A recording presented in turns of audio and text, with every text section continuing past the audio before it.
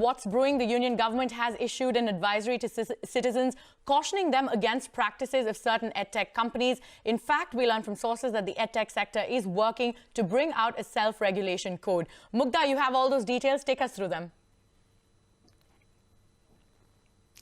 That's right. The edtech industry, which is under fire with the government issuing an advisory against mis-selling and some other practices by a few edtech players, is working to bring out a self-regulation code, sources have told us.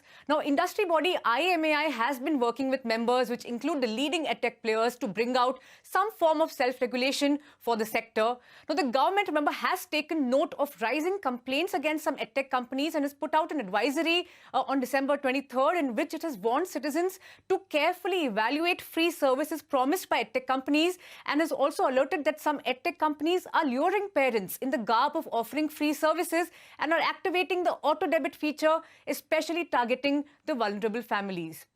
Now, the Education Ministry has also put out a list of do's and don'ts which want customers to avoid automatic debit option for payments of subscription fees and to avoid credit debit card registrations on these apps.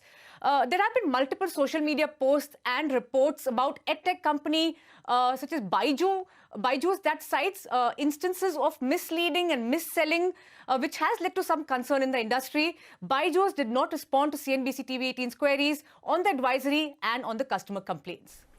With that, it's over to you, Shruti.